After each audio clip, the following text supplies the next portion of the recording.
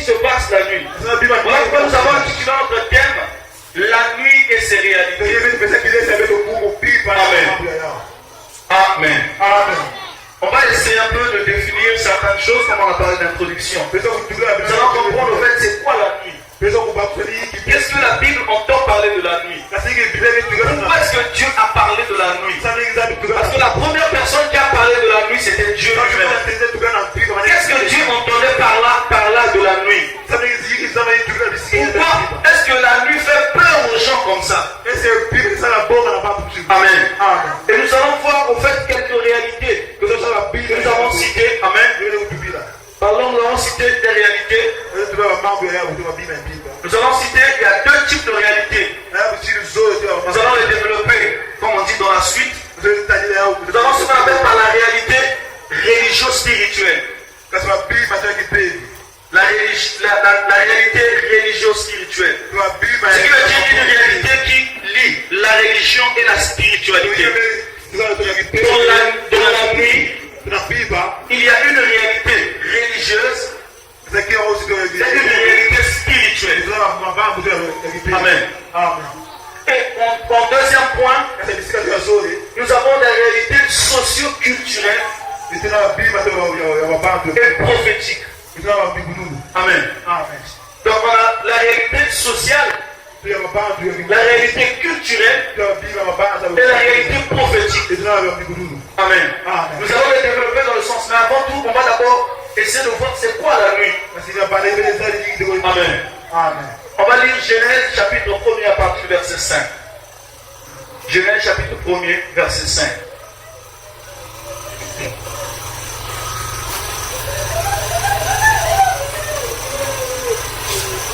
Vous ne savez pas, ici elle a laissé la sœur de Dieu avec ce Saint-Esprit. Amen. On continue avec notre atmosphère. Bon, on prend à partir du verset 4 pour descendre au verset 5. La Bible dit ceci, au verset 4. Dieu vit que la lumière était bonne. Et Dieu sépara la lumière d'avec les ténèbres. Dieu appela la lumière jour. Et il appela les ténèbres nuit. Ainsi il y eut un soir, il y eut un matin. Ce fut le premier jour. Amen. On saute, on va au verset 14. Juste le même chapitre 1er, verset 14. Verset 14, la Bible dit ceci. Dieu dit qu'il y ait des luminaires dans l'étendue du ciel pour séparer le jour d'avec la nuit. Que ce soit des signes pour marquer les époques, les jours et les années. Amen. Au verset 16, on lit, il dit, Dieu fit ainsi deux grands luminaires. Le plus grand luminaire précédait au jour. Le plus petit luminaire pour présider la nuit. Il fit aussi les étoiles. Amen. Ça peut paraître banal, mais cela a tout son sens dans ce que nous avons découvert tout à l'heure. Amen. La nuit. Avant la définition, on découvre quoi dans la nuit? Conformément à ce que de fois les gens ont peur de voir. De la nuit, ils se disent que la nuit de quoi c'est diabolique, la nuit de quoi c'est. Nous allons découvrir deux expressions de la nuit. Selon la Bible, on voit le premier dans Genèse chapitre 1er à partir du verset 5. Le mot nuit dans l'Ancien Testament est défini en hébreu, on appelle lahil. Lahil veut dire quoi? Ça parle de ténèbres. Ce que nous venons de lire tout à l'heure. Mais il y a une image prophétique dans ce ténèbre-là. Ce qui va définir la suite de ce que nous allons voir en profondeur. Non seulement il parle de ténèbres, mais il parle de l'ombre protectrice. L'ombre. Amen. L'ombre. Donc, on voit l'ombre qui protège. L'ombre protectrice.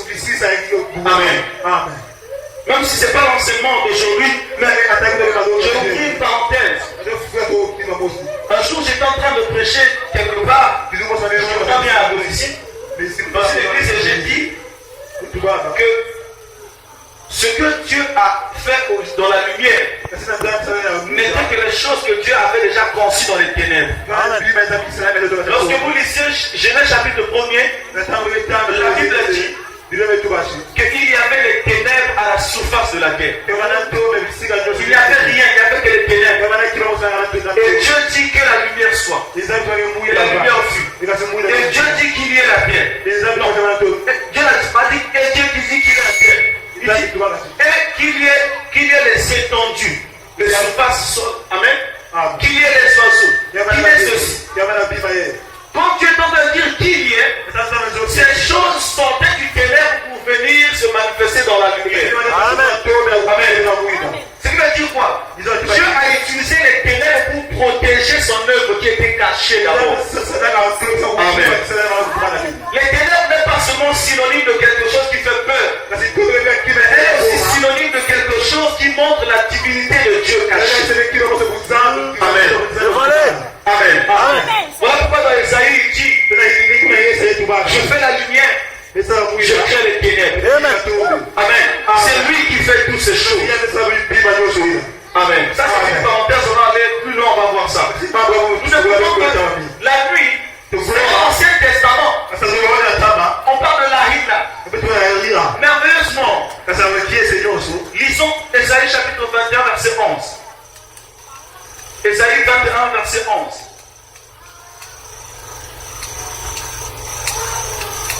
Si quelqu'un se retrouve déjà, Isaïe 21 verset 11. Proclamation sur Douma. On m'écrit des séirs. Veillère, où est la nuit? Veillère, où on est la nuit? Sa version est un peu bizarre. Hein? Je vais lire de la version 1000 secondes que tout le monde a, c'est plus facile. Amen. Oracle sur Douma. On m'écrit de séir. Sentinelle, que dis-tu de la nuit? Sentinelle, que dis-tu de la nuit? Amen. Vous voyez là, Esaïe est en train de montrer une image différente de la nuit. Qu'est-ce qu'il dit de la nuit? Il est en train de montrer qu'il y a une personne qui connaît ce qui se passe dans la nuit. Amen. Amen. Il dit sentinelle, que dis-tu de la nuit? Pendant que nous sommes en train de dormir, il y a quelqu'un qui ne dort pas. Il est en train de veiller. Cette personne-là est censée nous dire ce qui se passe la nuit. Amen.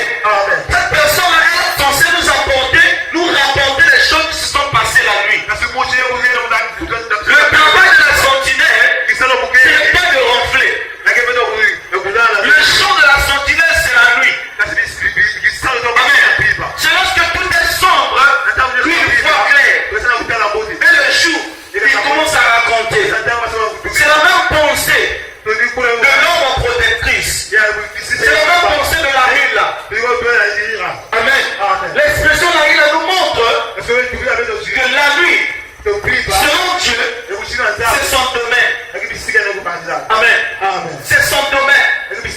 Oh bien aimé, j'aimerais peut-être t'inviter dans l'atmosphère de la suite pour que tu comprennes une chose. Ceux qui obtiennent les victoires sont ceux qui savent comment utiliser la nuit.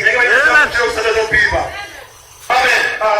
Les gens qui réalisent des bonnes choses sont ceux qui savent comment manipuler la nuit.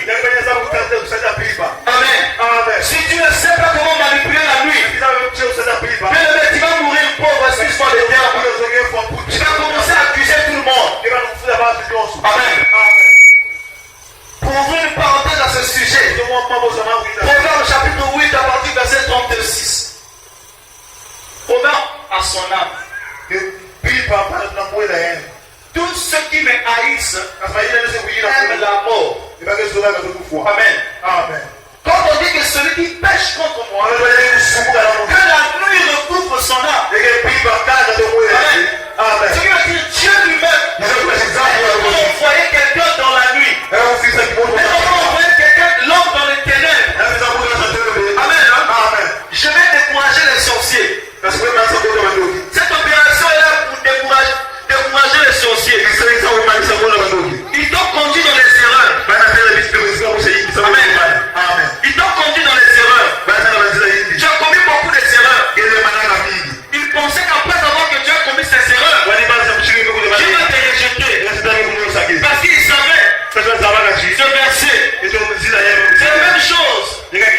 le diable a dit à Jésus, si tu as faim, c'est un bout de pierre transformé en pain. Amen. Le diable a pris les paroles sans connaître la profondeur. Quand tu as commis les erreurs, le diable a dit, je vais te jeter dans les ténèbres. Amen. Mais ce qu'il a oublié, c'est que les ténèbres, c'est Dieu, c'est la maison du potier. C'est là où il prend les personnes qui ont échoué. Le diable t'a conduit dans les erreurs. Le diable t'a rejeté dans les ténèbres. Le diable va commencer à crier victoire. Tu es dans les ténèbres. Comment voir ce que tu deviendras? Il ne sait pas. Mais là-bas, Dieu est en train de te changer en une personne de gloire. Parce que la version que tu étais avant, tu as failli devant le diable. La version qui va sortir des ténèbres, c'est une version infaillible. Avance, papa. Tu ne comprends pas. Dévoilez. Avance, papa, avance. Amen. Dévoilez. Bien aimé, lorsque les gens créent une voiture, on va tester l'efficacité de la voiture. Si cette voiture ne résiste pas, on va la faire envoyer dans l'usine. La personne qu'on va créer, cette personne va commencer à résister aux obstacles.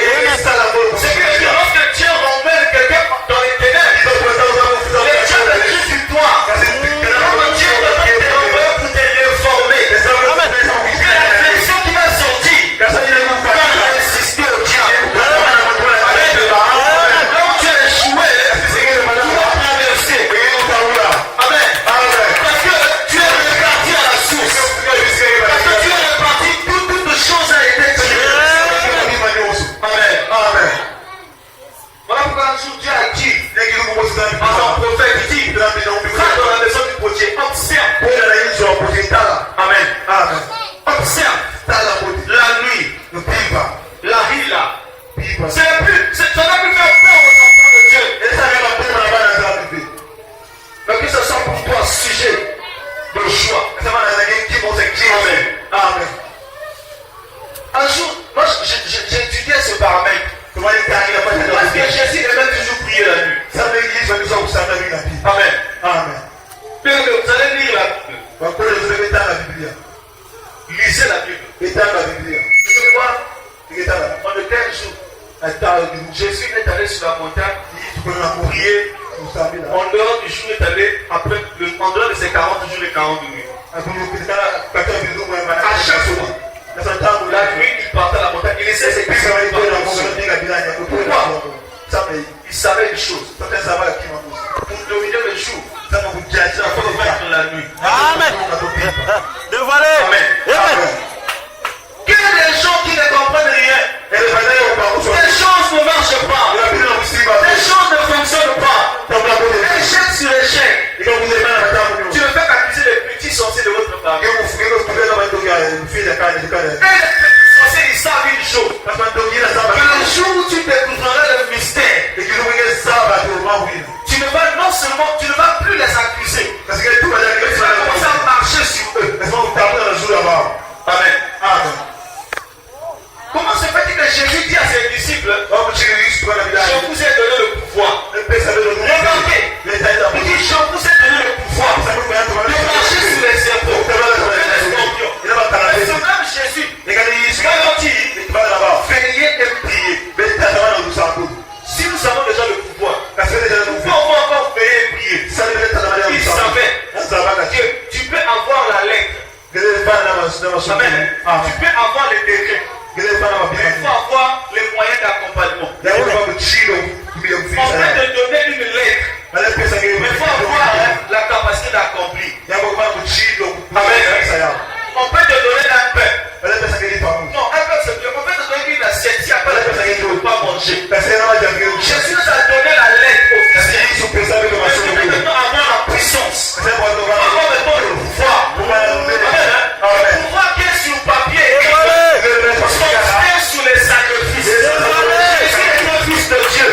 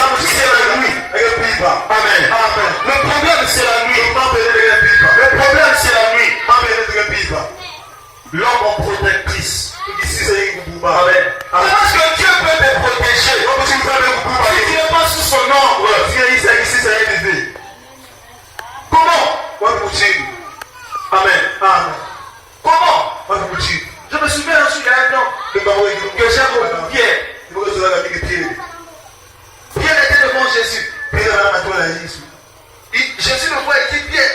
Le diable te réclame. Amen. Le diable te réclame pour te passer au crible. Le diable va te presser. Le va finir dans le raisin. Il va te torturer. Mais ce qui est bizarre, Jésus n'a pas dit que non, j'ai prié pour que cela n'arrive pas. Non. Quand j'ai dit ça m'a scandalisé. Jésus a dit, j'ai prié pour toi. Afin que lorsque tu seras relevé, Jésus a permis que le diable le presse. Amen. Il a permis que le diable le presse. Que lorsque tu seras relevé, affermi tes frères. C'est vrai que lorsque tu seras relevé, c'est toi qui deviendras le plus fort. Alors tu auras la force de soutenir les faits. Amen. Comment vas-tu avoir la force? Si le problème commence à te faire couler toutes les larmes possibles. Amen. Moi mon souci, je suis venu accompagner les gens.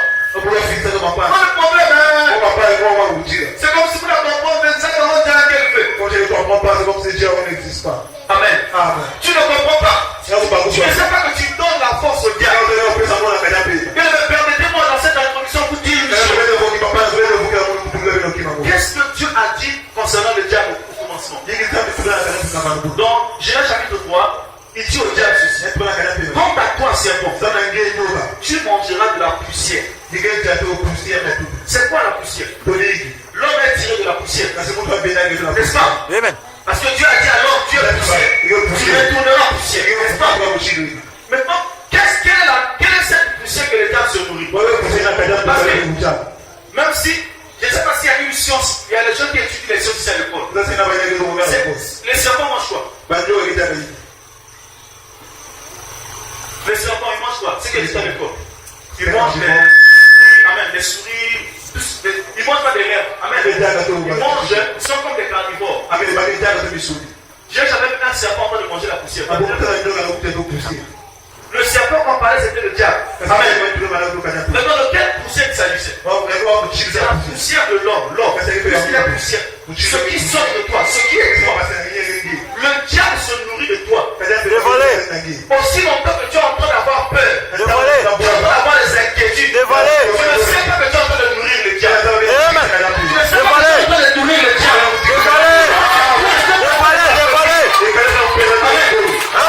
C'est ça. Aussi longtemps que tu ne vas pas comprendre ça. Les gens meurent beaucoup des AVC. Vous allez remarquer beaucoup de tensions. Pourquoi? Trop de soucis. Et les gens sont en train de devenir plus forts. Pourquoi? Parce qu'aussi longtemps qu'il y a des soucis, il y a des AVC, on est en train de se nourrir. Il devient plus fort. Voilà pourquoi Jésus a dit. Jean chapitre 14. Je crois bien. Je crois que ça va être Jean chapitre 14. C'est ça mon verset premier. Il dit que votre cœur ne se trouble point. Pourquoi Jésus a dit non, que votre vie ne se trouble, non, que votre cœur. Parce qu'il sait que le fait que tu puisses comprendre ce mystère, tu vas commencer à appliquer le principe de Dieu. Amen. Et tu seras plus fort. Amen. Est-ce que pendant ce jour, que le Seigneur te parle? Amen. Est-ce que pendant ce jour, que le Seigneur te t'amène plus loin? Que tu comprennes les choses que tu ne comprenais pas. Et que ta vie change. Amen. Ta vie ne changera pas parce qu'on te dira, tu vas avoir de grandes affaires. Moi, je dis ça tout haut. Je ne suis pas prédicateur de bonnes aventures. Je ne suis pas prédicateur de flatterie. Je dis la vérité. Que tu ne fais pas compris. Moi, je te dis la vérité. Amen. Si quelqu'un te dit, tu vas aller à Dubaï, c'est un bâtiment. Amen. Si tu n'as pas l'argent d'acheter le billet, tu ne verras pas. Amen. Si tu n'as pas l'argent du visa, tu ne verras pas. Il y a des Philippe qui avaient disparu, qui allaient sortir ailleurs. Amen. Ok, Dubaï a donné le livre en pour.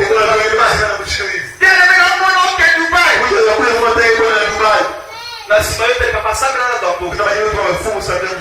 Amen. Si vous avez vu le nom, la Simoyo, t'as les papas. Ça fait la Simoyo dans son groupe. Bon, prophétie, vous quittez. Amen. La prophétie, la Bible, la Simoyo, on a monté. Nous devons être dans la race de ceux qui comprennent le plan de Dieu. Car ceux qui comprennent le plan de Dieu sont plus forts. Amen. Ceux qui comprennent le plan de Dieu sont plus forts. Oh, Jésus dit résistez au diable et il fuira loin de vous. Comment le résister? Comment le résister? Amen. Quelles sont les questions qu'on se pose et que nous allons développer? Comment résister au diable? Tu n'as pas remarqué de fois tu as gêné beaucoup, mais ça ne marche pas. Amen. De quoi tu as changé les églises, ça ne marche pas. Amen. Le problème, les églises aussi, ça part dedans. Le problème, ce n'est pas seulement changer les églises. Le problème, ce n'est pas seulement beaucoup gêner. Amen. L'autre problème, c'est de comprendre le plan de Dieu. Amen. Comprendre le plan de Dieu. Si on marche selon ce plan, on sera plus fort. Et on ira très loin. Amen. Ça, c'est la première, en fait, en ce qui concerne la première partie de notre introduction.